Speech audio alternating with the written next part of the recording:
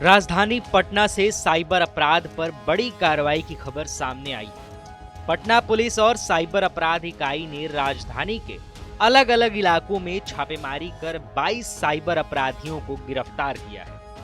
गिरफ्तार आरोपियों में 15 महिलाएं शामिल हैं। पुलिस ने इनके पास से बड़ी संख्या में मोबाइल फोन, लैपटॉप, अन्य इलेक्ट्रॉनिक उपकरण, बैंक पासबुक और एटीएम कार्ड बरामद किए हैं।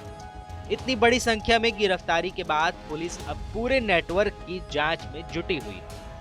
इस कार्रवाई की जानकारी साइबर थाने के डीएसपी संगीता ने दी। उन्होंने बताया कि पटना पुलिस और आर्थिक अपराध इकाई की संयुक्त कार्रवाई में कॉल सेंटर के जरिए साइबर ठगी करने वाले 22 आरोपियों को पकड़ा गया है। उनके अनुसार यह कार्रवाई पेशेवर तरीके से चल रहे फर्जी कॉल सेंटर के खिलाफ की गई।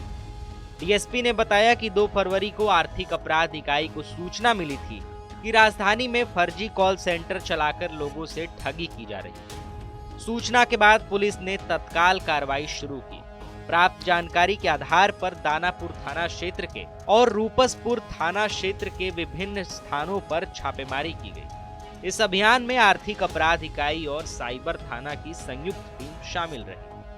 छापेमारी के दौरान कॉल सेंटर के माध्यम से साइबर ठगी में संलिप्त कुल 22 अभियुक्तों को गिरफ्तार किया गया। इन आरोपियों में 15 महिलाएं शामिल। कार्रवाई के क्रम में 19 laptop, 1 desktop computer, 53 mobile phone, 12 ATM card और ठगी में इस्तेमाल किए जाने वाले अन्य इलेक्ट्रॉनिक उपकरण और कागजात बरामद किए गए।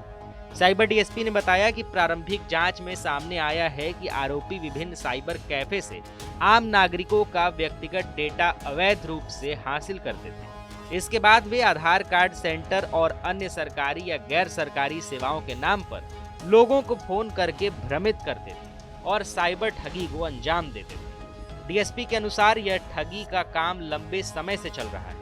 प्रारंभिक अनुमान में सामने आया है कि अब तक आम लोगों से करोड़ों रुपए की ठगी की जा चुकी है। फिलहाल पुलिस गिरफ्तार आरोपियों से पूछताछ कर उनके पूरे नेटवर्क को खंगालने में जुटी। आर्थिक अपराध इकाई द्वारा हम लोग को सूचना दी गई थी कि सगुना मोड़ और रूपसपुर के एरिया में अवैध रूप से कॉल सेंटर चलाए जा रहे हैं, जिससे साइबर ठगी का कार्य किया जा रहा है।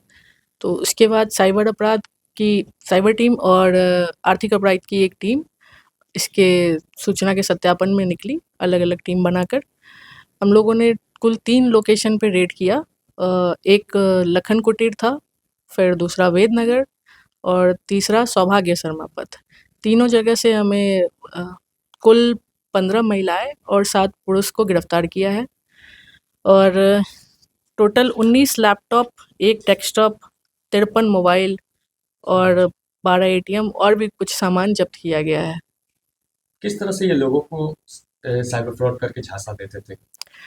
ये लोग आईआरसीटी से डेटा डाउनलोड करते थे। सारे साइबर कैफ़े वाले इनके मेनली टारगेट होते थे। वहाँ से ये लोग डेटा डाउनलोड करते थे और लोगों को कॉल करवाया जाता था। B2B सर्विसेज के नाम पे, आधार सेंटर्स के नाम पे उन लोगों के साथ फ्रॉड किया जा रहा था। क्या कुछ बरामदगी हुई है?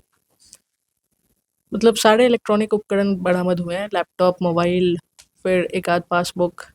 लड़कियों की क्या कुछ भूमिका रहती थी इस पूरे में? लड़कियां मेनली इसमें कॉल करती थी, ये क्लाइंट्स लाती थी। इनका यही काम था, ये फ़ोन करके उनको कन्विंस करती थी, डेमो देती थी, फिर उसके बाद आगे का काम बाकी लोग करते थे। कितना महीना दिया जाता है को या कुछ? इनके बताए अनुसार 8 से 10 हज़ार दिया जा रहा था महीना। कब से ये गिरोह संचालित हो रहा था? लगभग 1 डेढ़ साल से ये गिरोह चल रहा है। तो कहा जा सके कि करोड़ों रुपए के साइबर ठगी को अंजाम दे चुका होगा। ऑलमोस्ट दे चुके होंगे। तो फिलहाल इसके गिरोह के अन्य सदस्यों की धरपकड़ के लिए छापेमारी जारी।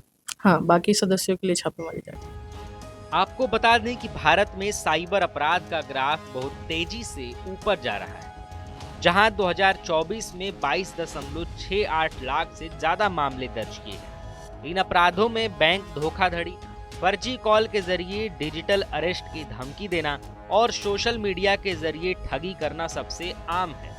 आंकड़ों के मुताबिक भारतीय नागरिकों को साइबर ठगी की वजह से सालाना हजारों करोड़ रुपए का नुकसान हो रहा है, जो डिजिटल सुरक्षा के प्रति सतर्क रहने की सख्त जरूरत को दर्शाता है।